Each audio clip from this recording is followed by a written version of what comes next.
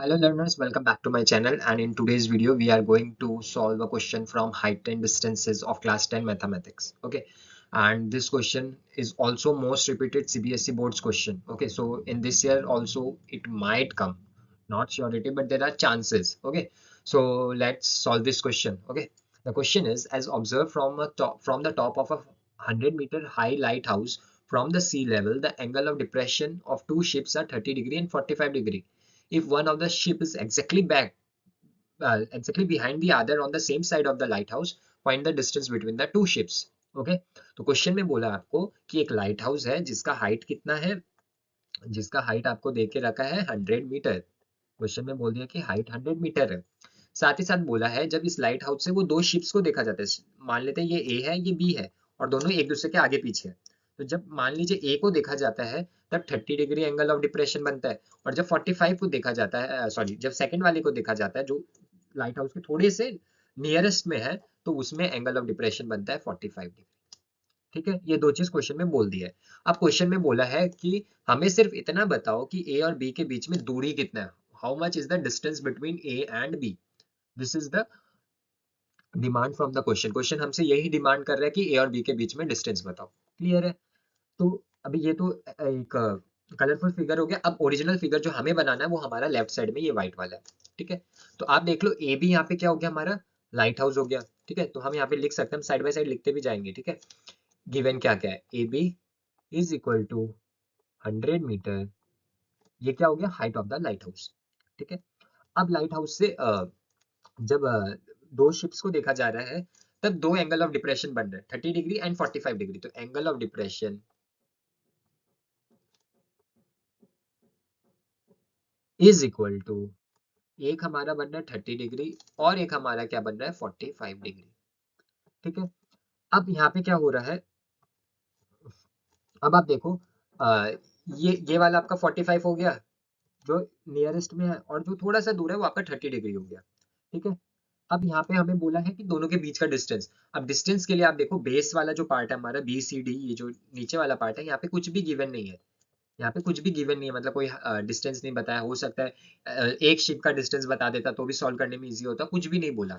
ठीक है, तो इस केस में हमें क्या करना है, हमें खुद ही निकालना पड़ेगा डिस्टेंस क्या है। ठीक है, हर एक पार्ट पे। तो अब क्योंकि पूरा का पूरा ही अननोन है, तो उसमें अगर आप चाहो तो इसको एक्स और वाई लेके सॉल्व कर लो। ठीक है, ये फिगर तो मैंने लिया है इमेज, तो यहाँ पे एक्स और वाई जहां से लिया था वहां पे एक्स और वाई से सॉल्व किया है इसको। लेकिन अगर आप चाहो तो इसको विदाउट एक्स एंड वाई भी सॉल्व कर सकते हो। ठीक है, तो मैं without X and Y solve करता हूँ, एक्स एंड वाई वाला तो आपको कहीं भी मिल जाएगा, तो विदाउट एक्स एंड वाई हम सॉल्व करते हैं। इतना ही गिवन है और कुछ भी नहीं दिया हुआ। ठीक है, तो नाउ यहीं पे नीचे सॉल्व कर लेते हैं। तो पहले छोटा वाला ट्राइंगल लेते हैं, हमारा A B C, in triangle A B C. अब हमें पता है परपेंडिकुलर हमारे पास दिया हुआ है, बेस हमें निकालना है, तो कौन सा रेशियो यूज करेंगे, टेन थीटा। और सारा हाइट्स एंड डिस्टेंस के सारे क्वेश्चंस में टेन थीटा यूज होता है। ठीक है, तो यहाँ पे भी हम क्या यूज करने वाले हैं, टेन थीटा। ये हमें क्या देता है, ये हमें देता है परपेंडिकुलर अपॉन बेस। ठीक है, perpendicular upon base.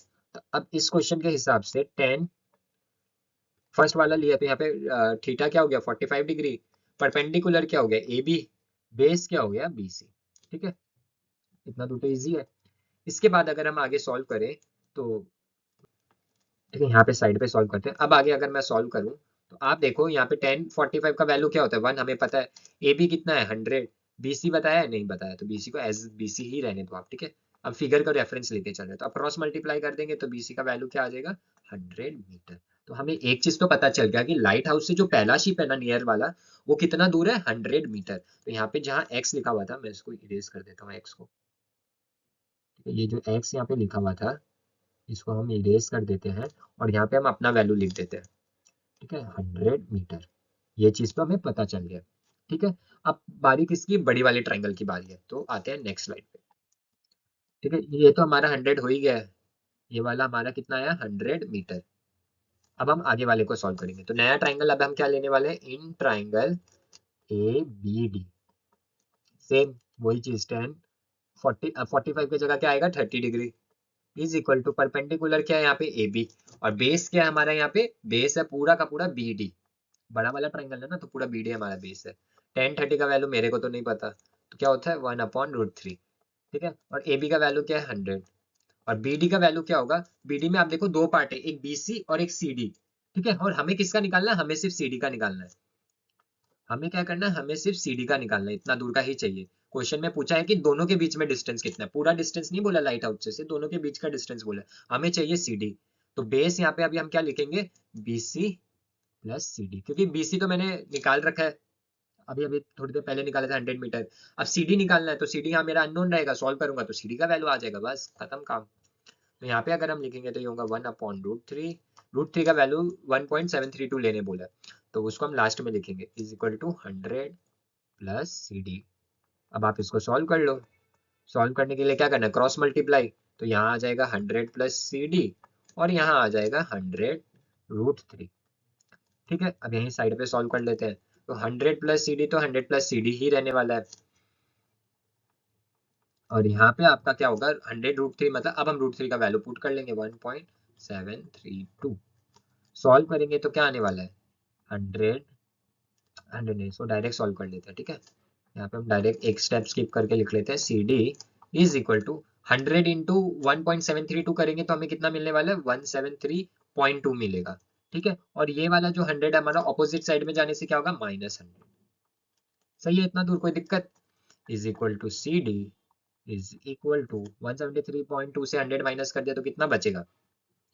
73.20 metre.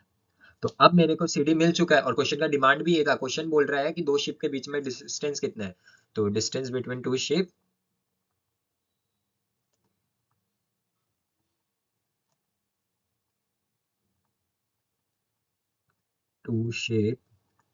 Is 73.2 metre. ठीक है, अब दो शिप के बीच का डिस्टेंस हमें पता चल गया, कितना आया? 73.2। बस यही सॉल्व करना था यहाँ पे, और कुछ नहीं करना था, बस डन। समझ में आया आपको? होप आपको क्लियर होगा, ठीक है। कोई भी डाउट रहे या कुछ रहे तो आप कमेंट में बता दो, नहीं तो मैं डिस्क्रिप्शन में लिंक दे दूंगा, टेलीग्राम या गूगल फॉर्म भर के भी आप क्लासेस ले सकते हो, ठीक है। तो आज के लिए बस इतना ही, अब मिलते हैं नेक्स्ट क्लास में। Till then bye.